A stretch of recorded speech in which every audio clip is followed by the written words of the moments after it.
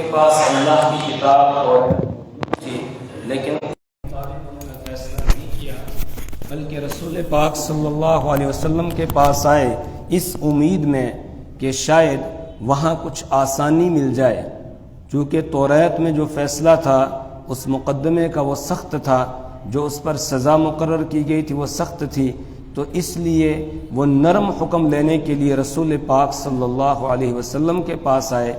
اسی کا بیان پیچھے سے چلا آ رہا ہے۔ بیچ میں پھر یہ بات آ گئی کہ ان کے پاس توریت موجود تھی، وہ پھر کیوں آپ کے پاس آ گئے؟ پھر توریت کی جامعیت کو بیان کیا، اس کے ساتھ ہی پھر انجیل کو بیان کیا گیا، اور اس کے ساتھ ہی توریت اور انجیل کے بیان کے بعد قرآن حکیم کے بارے میں بیان کیا گیا کہ اب یہ قرآن پاک آپ کو دیا جا رہا ہے، اور یہ قرآن پاک مہیمن ہے، یعنی یہ پہلی کتابوں کا محافظ ہے۔ پہلی کتابوں کے جو مضامین تھے ان مضامین کی یہ حفاظت کرنے والی کتاب ہے قرآن پاک۔ کیوں؟ اس لیے کہ یہ عالمگیر مذہب کو پیش کرنے والی کتاب ہے، اور جس دین کو لے کر رسول پاک صلی اللہ علیہ وسلم آئے ہیں وہ عالمگیر ہے، پوری دنیا کے انسانوں کے لیے ہے، لہٰذا اب یہی دین اللہ کے یہاں مقبول ہوگا، اس کے علاوہ کوئی اور دین قابل قبول نہیں ہوگا۔ اس لیے آپ کو ایسی کتاب دی جا رہی ہے جو پہلی کتابوں کے مضامین کی محافظ ہے، ان کی حفاظت کرنے والی ہے۔ یہ بیان کرنے کے بعد اب آگے اللہ تعالیٰ یہ بیان فرما رہے ہیں کہ وَأَنِحْكُمْ بَيْنَهُمْ بِمَا أَنزَلَ اللَّهُ، کہ جب آپ کے پاس یہ فیصلہ کرانے کے لیے آ گئے ہیں تو اب آپ فیصلہ کیجئے ان کے درمیان بِمَا أَنزَلَ اللَّهُ، اس کے مطابق جو اللہ نے اتارا ہے، یعنی اللہ کی کتاب میں جو حکم بیان کیا گیا ہے اس کے مطابق آپ ان کے درمیان فیصلہ کیجئے، اور جو وہ چاہتے تھے کہ کوئی نرم سا حکم مل جائے ان کی خواہشات کی پیروی نہ کیجئے۔ وَلَا تَتَّبِعْ أَهْوَاءَهُمْ، اور آپ ان کی خواہشات کی پیروی نہ کریں۔ یہاں ایک سوال پیدا ہوتا ہے کہ کیا رسول پاک صلی اللہ علیہ وسلم ان کی خواہشات کی پیروی کر سکتے تھے؟ یہ تو تصور بھی نہیں کیا جا سکتا ہے، پھر قرآن نے کیوں کہا؟ جواب یہ ہے کہ یہاں اصل مقصد ہے امت کو متنبہ کرنا۔ رسول پاک صلی اللہ علیہ وسلم تو ان کے خواہشات کی پیروی کر ہی نہیں سکتے تھے، لیکن چونکہ رسول پاک صلی اللہ علیہ وسلم کو ہمیشہ تو یہاں دنیا میں رہنا نہیں ہے، اس کے بعد آپ کی جو امت ہوگی، آپ کے خلفاء ہوں گے، ان کو خطاب کر کے سنایا جا رہا ہے کہ تمہارے پاس بھی یہودی آئیں گے اور آ کر تم کو تمہارے دین سے، ما انزل اللہ سے، جو اللہ نے اتارا ہے اس سے پھیرنے کی کوشش کریں گے، اس سے ہٹانے کی کوشش کریں گے، لیکن تم نے ان کی خواہشات کو پورا نہیں کرنا ہے، ان کی خواہشات کی پیروی نہیں کرنی ہے۔ وَلَا تَتَّبِعْ أَهْوَاءَهُمْ، اور آپ ان کی خواہشات کی پیروی نہ کریں۔ وَاحْذَرْهُمْ أَن يَفْتِنُوكَ عَن بَعْضِ مَا أَنزَلَ اللَّهُ إِلَيْكَ وَاحْذَرْهُمْ، اور آپ ان سے ہوشیار رہیں۔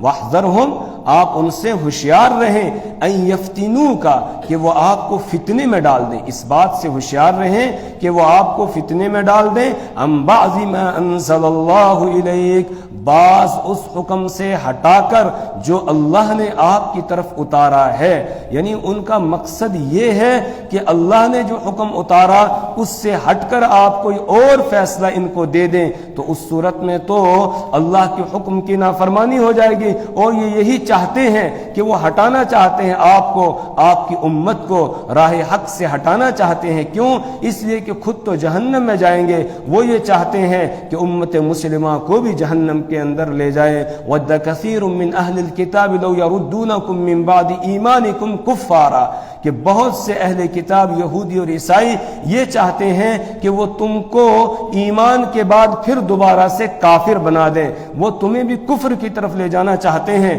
تاکہ جہاں خود جائیں وہ جہنم میں تمہیں بھی اپنے ساتھ لے جائیں۔ اس لیے ان سے ہوشیار رہنا۔ وَاحْذَرْهُمْ، ان سے ہوشیار رہنا، ان یفتنوکا، کہ وہ آپ کو فتنے میں ڈال دیں گے، یعنی ہر قرآن پڑھنے والے سے خطاب ہے گویا کہ تم ان سے ہوشیار رہنا، یہودیوں اور عیسائیوں سے، اور قیامت تک کے آنے والے جتنے انسان ہیں ان میں سے ہر مومن کو یہ خطاب ہے گویا، ہر ایمان والے کو خطاب، ہر قرآن پڑھنے والے کو خطاب ہے کہ یہودی پوری کوشش کریں گے تم کو دین اسلام سے ہٹانے کی، اور آج کر رہے ہیں۔ ان کے یہاں بالکل مشاورت ہوتی ہے، یہ بیٹھتے ہیں اور بیٹھ کر پھر یہ مشورہ کرتے ہیں، سوچتے ہیں، غور و فکر کرتے ہیں کہ کس طرح مسلمانوں کو نقصان پہنچایا جا سکے، کس طرح مسلمانوں کو دین سے ہٹایا جا سکے۔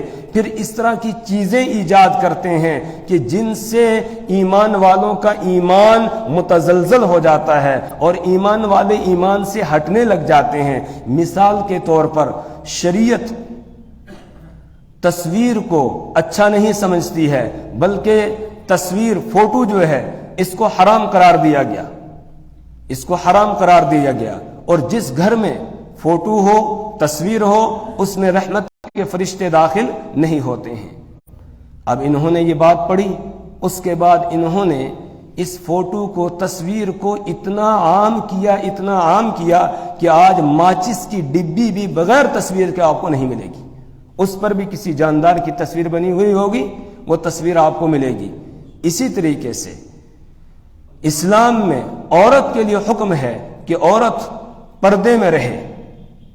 قل للمؤمنین یغضوا من ابصارہم، ایمان والے مردوں کو حکم ہے اپنی نگاہوں کو نیچے رکھیں۔ وقل للمؤمنات یغضضن من ابصارہن، عورتوں کو بھی حکم ہے، مردوں کو بھی حکم کہ اپنی نگاہوں کو نیچے رکھیں، غیر محرم کو نہ مرد دیکھیں نہ عورتیں دیکھیں۔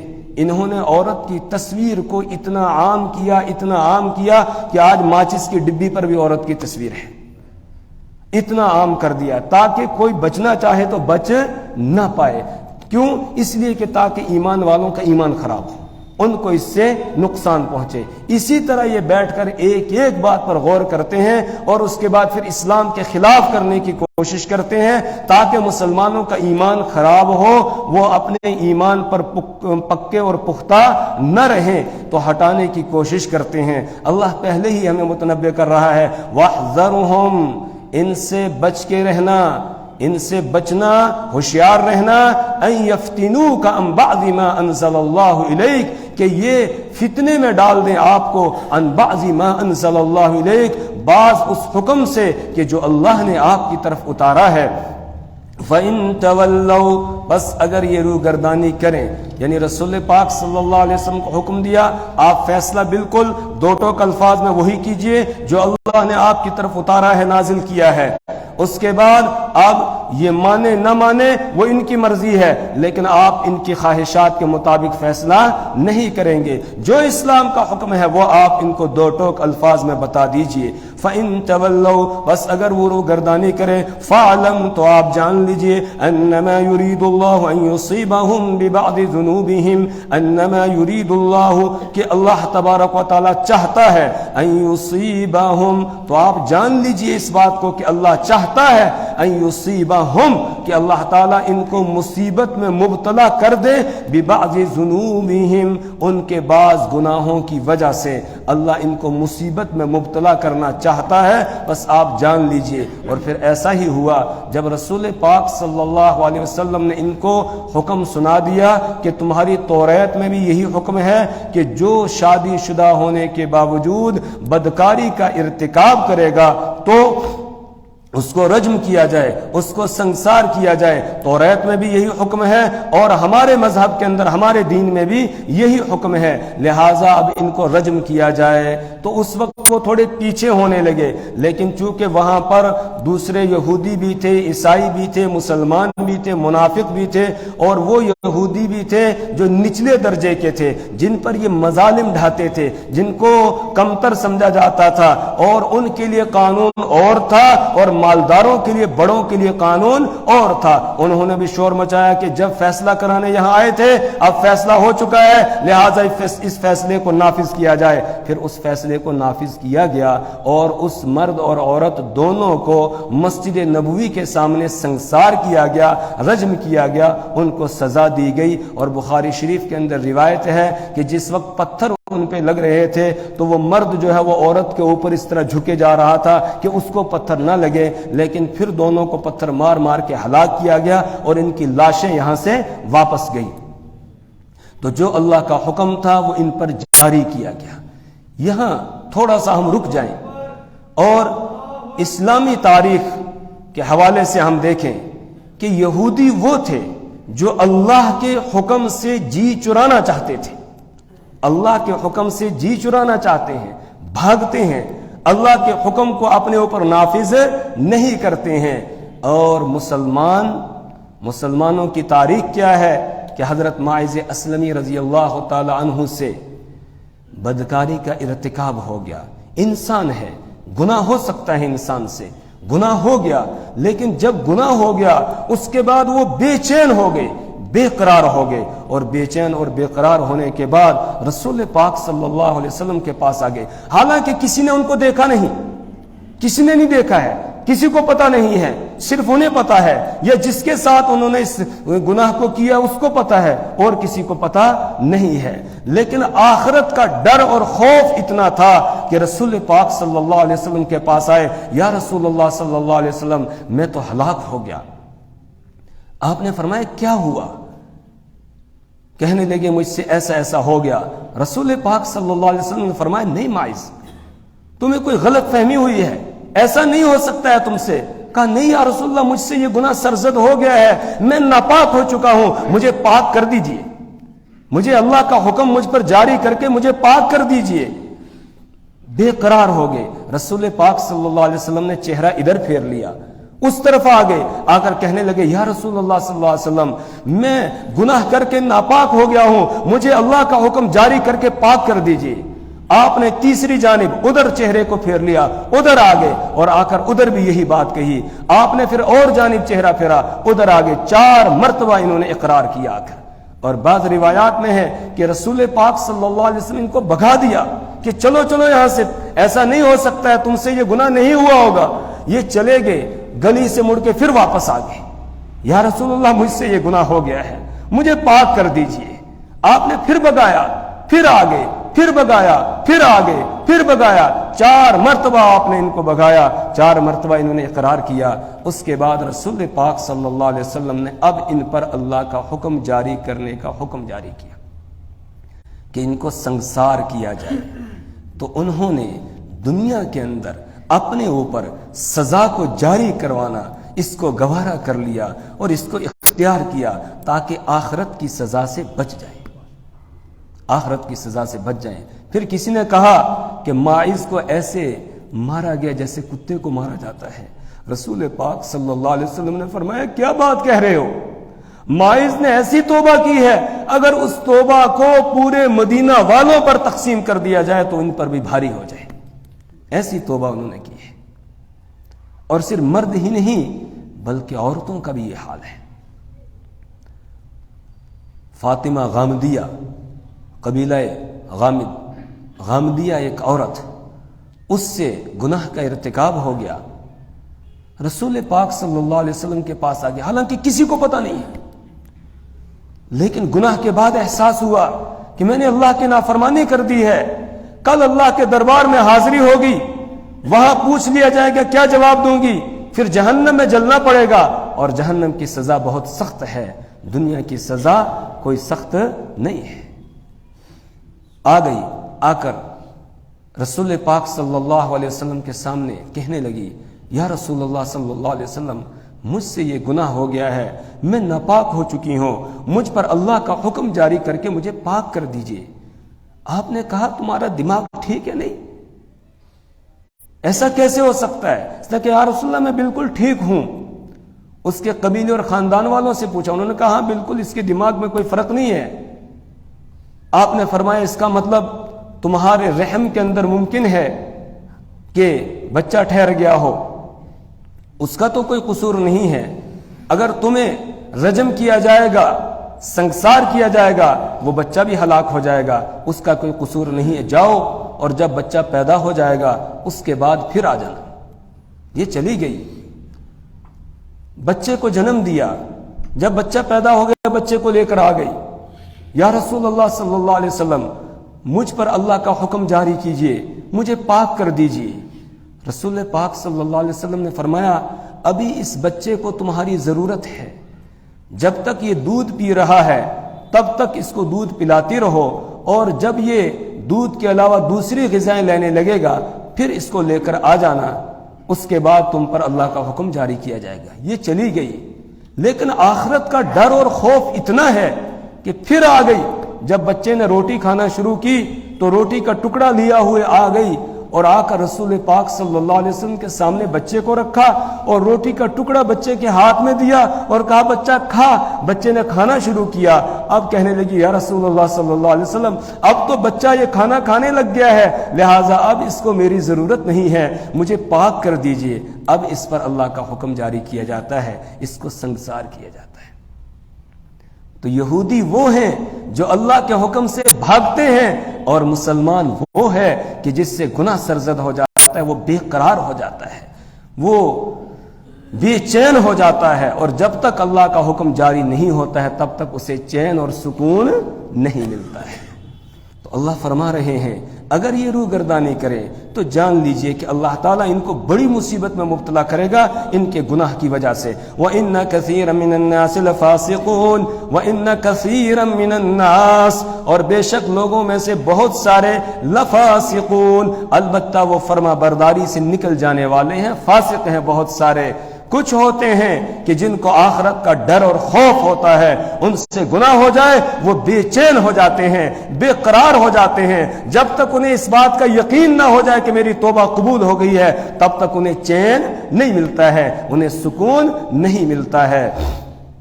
اور بہت سے ایسے ہوتے ہیں وہ فرما برداری سے نکل جاتے ہیں، گناہ پہ گناہ کرتے جاتے ہیں اور کوئی احساس تک ان کو ہوتا نہیں ہے۔ افا حکم الجاہلیت یبغون، افا حکم الجاہلیت، تو کیا جاہلیت کے حکم کو یبغون، وہ تلاش کر رہے ہیں۔ جو جاہلیت کے زمانے میں انہوں نے اپنی طرف سے قانون بنا لیا تھا کہ اگر شادی شدہ ہونے کے باوجود بدکاری کا ارتکاب کرے اس کا منہ کالا کر کے اور اسے گدھے پر سوار کر کے پورے بازار میں اس کو چکر لگوا دیا جائے، بس یہ اس کی سزا ہو گئی۔ یہ انہوں نے من گھڑت اپنی طرف سے بنائی ہوئی سزا تھی، اللہ کی طرف سے یہ حکم نہیں تھا۔ تو اللہ فرماتے ہیں کیا جاہلیت والے حکم پر یہ لوگ راضی ہو گئے اور اس کو ڈھونڈ رہے ہیں، اس کو تلاش کر رہے ہیں۔ وَمَنْ أَحْسَنُ مِنَ اللَّهِ حُكْمًا لِقَوْمٍ يُوقِنُونَ، وَمَنْ أَحْسَنُ مِنَ اللَّهِ، اور کون اچھا ہو سکتا ہے اللہ سے، حکماً فیصلے کے اعتبار سے، حکم کے اعتبار سے، لقوم یوقنون، ان لوگوں کے لیے جو یقین کرتے ہیں، یعنی اللہ کا حکم، اللہ کا فیصلہ سب سے اچھا ہے۔ جتنے بھی اللہ کے احکامات ہیں، اللہ نے جو احکامات دیے ہیں وہ سب اچھے ہی اچھے ہیں، ان میں کوئی بھی ذرا سی بھی ان کے اندر کوئی کوتاہی اور کمی نہیں ہے، بلکہ وہ اچھے ہی اچھے ہیں، ان کے اندر حسن ہی حسن ہے۔ جو اللہ کے احکامات ہیں، اللہ کے قوانین ہیں، ان میں حسن ہی حسن ہے اور ان کے اندر ہی انسانوں کے لیے فائدہ ہے، اور جو دنیا والوں کے بنائے ہوئے قوانین ہیں ان میں نقصان ہی نقصان ہے، ان میں فائدہ نہیں ہے۔ آج لوگوں نے عدالتوں سے اللہ کے قانون کو نکال دیا اور اپنے بنائے ہوئے قوانین کو نافذ کیا ہے، اس لیے پوری دنیا ظلم اور زیادتی سے بھر چکی ہے۔ کوئی علاقہ ایسا ہے جہاں ظلم اور زیادتی نہ ہو رہی ہو؟ ہر علاقے میں آپ دیکھیں ظلم اور زیادتی عروج پر ہے، کیا مسلم ممالک کیا غیر مسلم ممالک، سب جگہ آپ دیکھیں گے ظلم اور زیادتی کا دورہ ہے۔ کیوں؟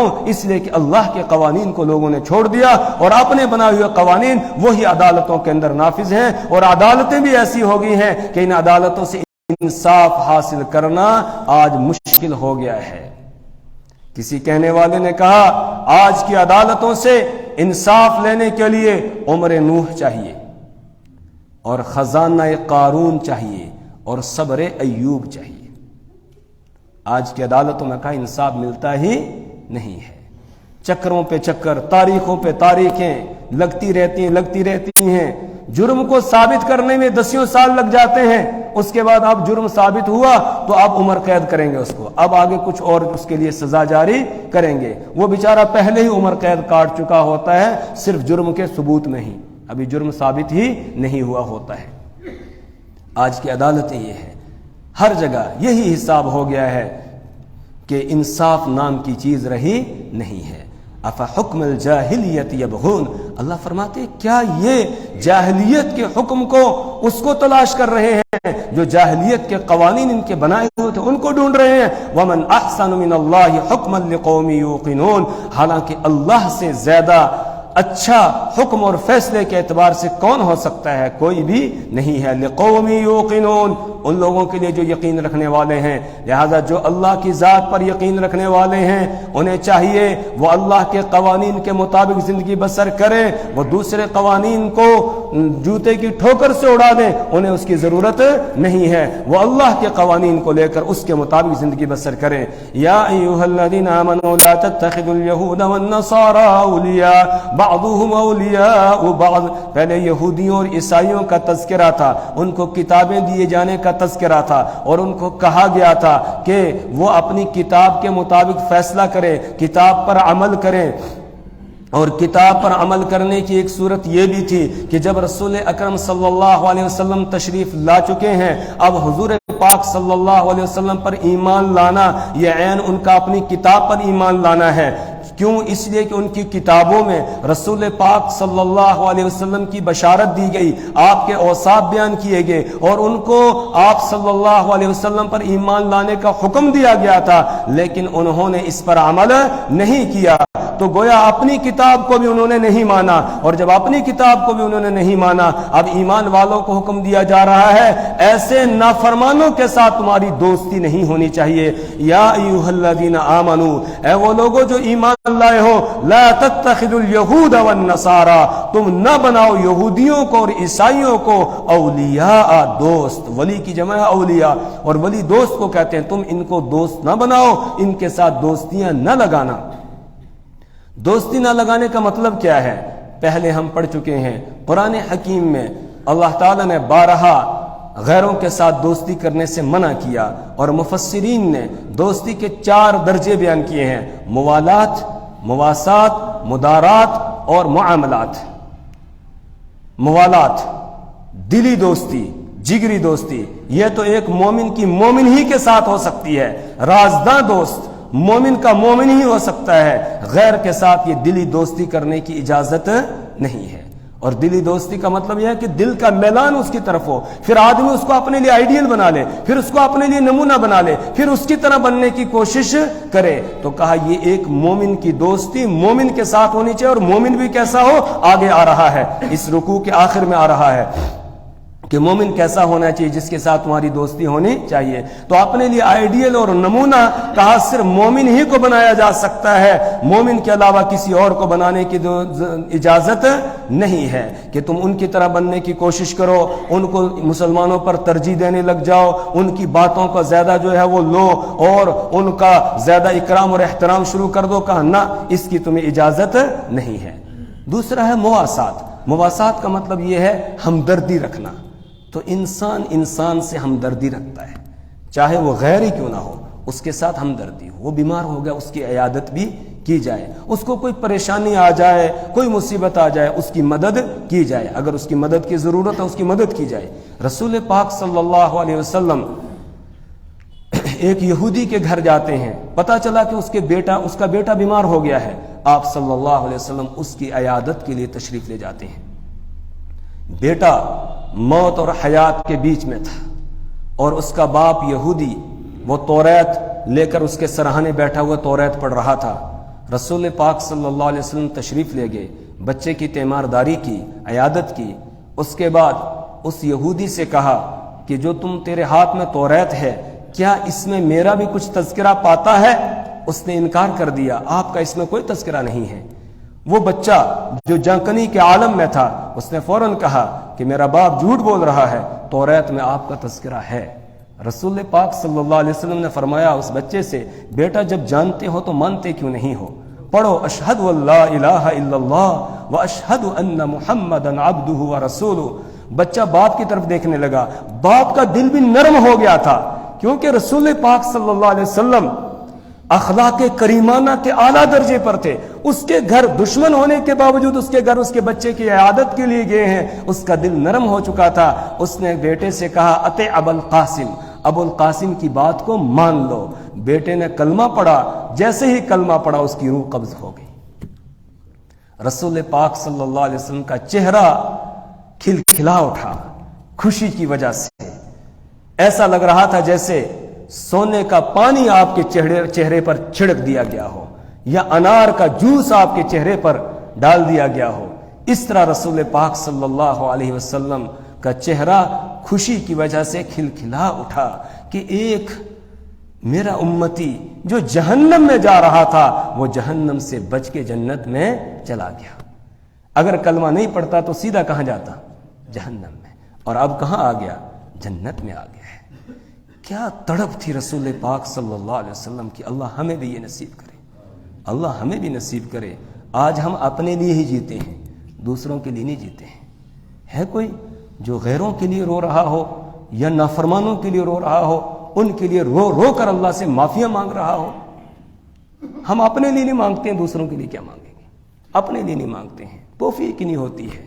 اللہ کے رسول صلی اللہ علیہ وسلم یہ چاہتے تھے ایک ایک امتی جہنم سے بچ کے جنت میں جانے والا بن جائے۔ تو آپ صلی اللہ علیہ وسلم اس کے گھر گئے، اس کا نتیجہ یہ ہوا کہ ایک بچہ جو جہنم میں جا رہا تھا اب وہ جنت میں چلا گیا، اور آپ کو اس سے خوشی ہوئی۔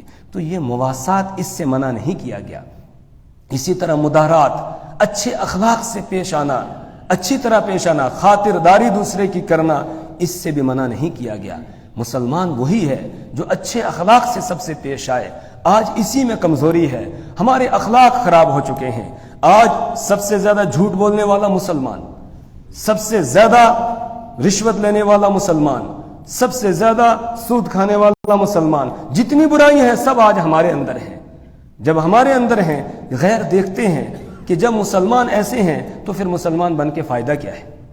ہم آڑ بنے ہوئے ہیں، دوسرے لوگوں کے اسلام کی طرف آنے سے ہم آڑ بنے ہوئے ہیں۔ اس لیے اپنے اخلاق کو اپنے اخلاق اور کردار کو درست کرنا ہے، اچھا کرنا ہے۔ اگر آج مسلمان ان اخلاق اور کردار کو، اس اخلاق اور کردار کو اختیار کر لے جو رسول پاک صلی اللہ علیہ وسلم دے کر گئے تھے، تو رب کعبہ کی قسم یہ سارے مسلمان ہو جائیں گے۔ کیونکہ اس وقت دنیا بے چینی سے گزر رہی ہے، اس وقت ہر آدمی پریشان ہے، بے سکونی کی زندگی بسر کر رہا ہے، ہر ایک کو سکون کی تلاش ہے، اور سکون دین اسلام میں ہے، سکون اللہ کی یاد میں ہے، سکون اللہ کی اطاعت اور فرما برداری میں ہے۔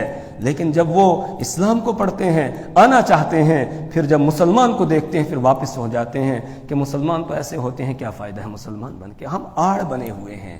تو مدارات اس سے منع نہیں کیا گیا۔ معاملات، ان کے ساتھ خرید و فروخت کرنا، لین دین کرنا، اس کی بھی ممانعت نہیں ہے، یہ بھی کریں گے۔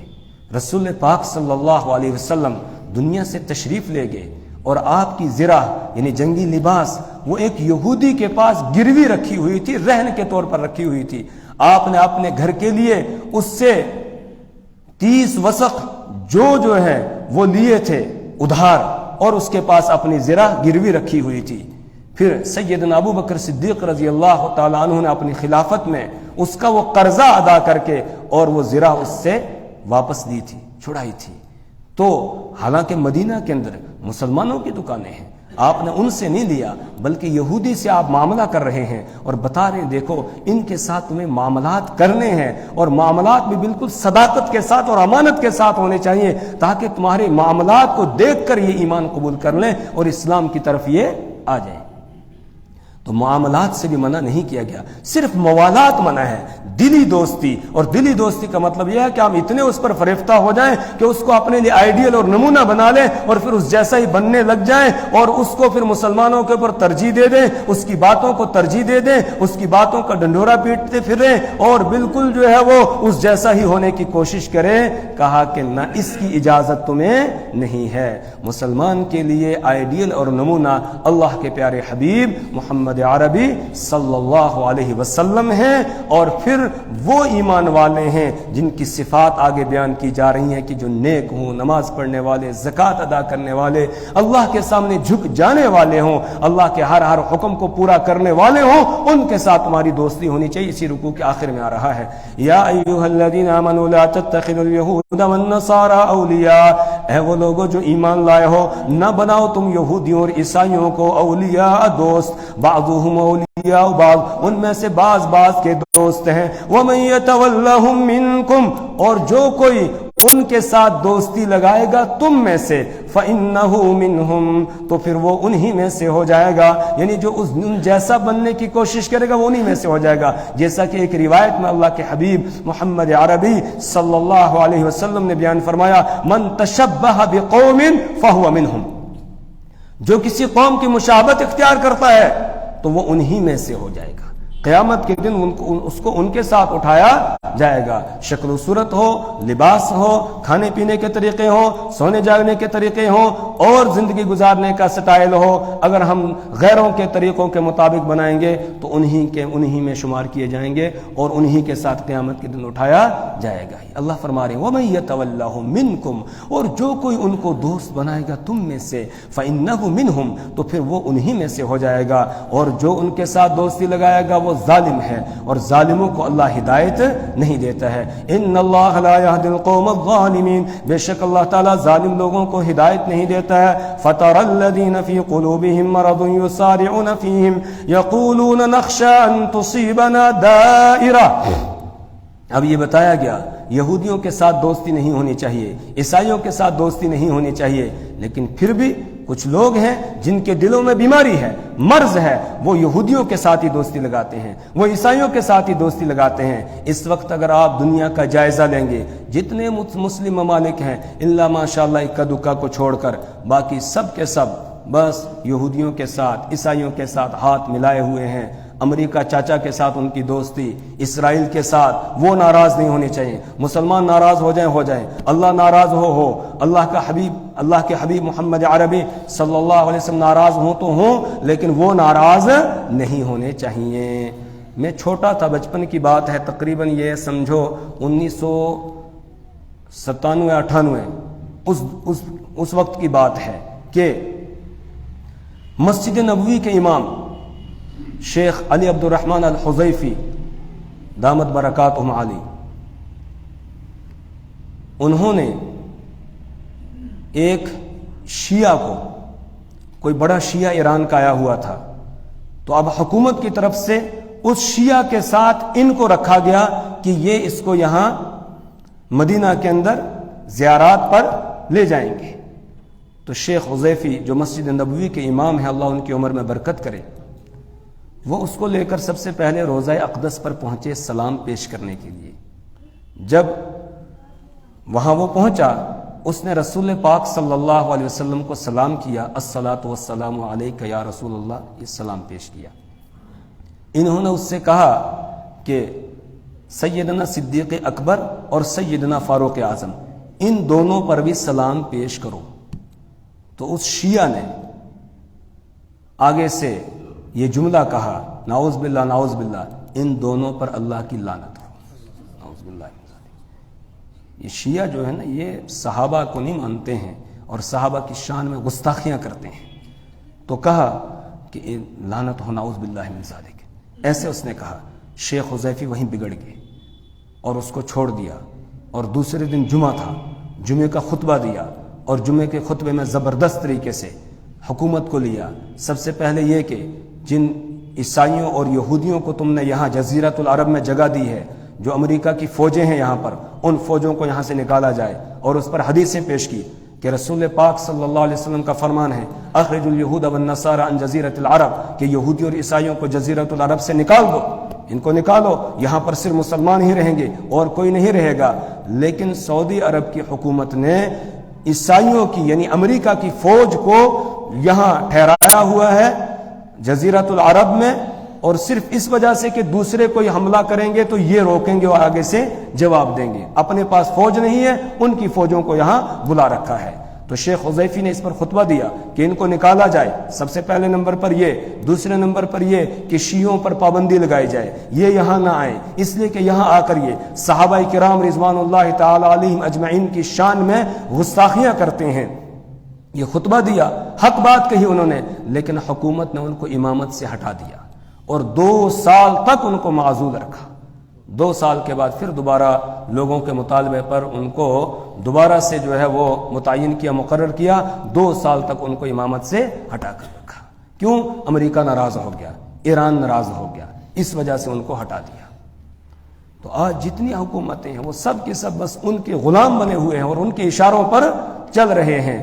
اللہ تعالیٰ فرما رہے ہیں کہ جن کے دلوں میں مرض ہے، ایمان نہیں ہے، کفر بھرا ہوا ہے گویا، وہ اس طرف جانا چاہتے ہیں۔ فَتَرَى الَّذِينَ فِي قُلُوبِهِم مَرَضٌ، آپ دیکھیں گے ان لوگوں کو جن کے دلوں میں مرض، بیماری ہے، يُسَارِعُونَ فِيهِمْ، وہ دوڑ لگاتے ہیں ان کے ساتھ مل جانے کے لیے، ان کے اندر مل جانے کے لیے وہ دوڑ لگاتے ہیں۔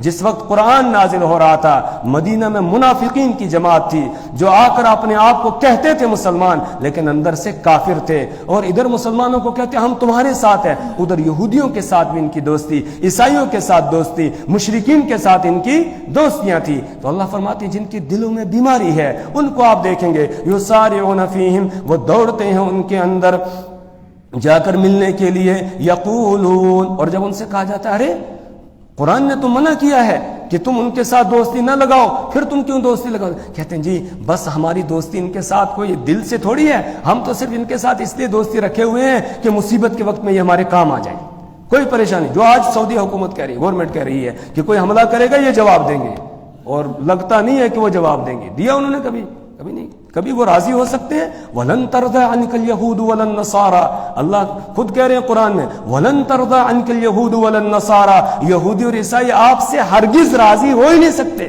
وہ کبھی خوش ہو ہی نہیں سکتے، وہ تمہارے کبھی ہو ہی نہیں سکتے ہیں۔ یہ تمہاری خام خیالی ہے کہ تم یہ سمجھتے ہو وہ تمہارا ساتھ دیں گے، وہ تمہارا ساتھ دینے والے نہیں ہے۔ تو یقولون، کہتے ہیں، نخشى ان تصیبنا دائرہ، ہم ڈرتے ہیں اس بات سے کہ ہم کو پہنچے گی کوئی گردش زمانہ، کوئی مصیبت آ جائے گی، کوئی آفت آ جائے گی، کوئی پریشانی ہم پر آ جائے گی، پھر ہمیں ان کی ضرورت پڑے گی، ہمیں ان کے پاس جانا پڑے گا، تو اس لیے ہم ان کے ساتھ دوستی لگائے ہوئے ہیں۔ اللہ فرماتے تمہیں کسی کے ساتھ دوستی لگانے کی ضرورت نہیں ہے۔ آج بھی یہی کہتے ہیں نا، کہتے ہیں جی فلاں اگر ان کے ساتھ دوستی نہیں لگائیں گے پھر ہم جو ہے وہ اقتصادی اعتبار سے کمزور ہو جائیں گے، دوسرے اعتبار سے جو ہے وہ ہم کمزور ہو جائیں گے، جنگی اعتبار سے کمزور ہو جائیں گے، ہمیں ہتھیار کون دے گا، کون کیا کرے گا؟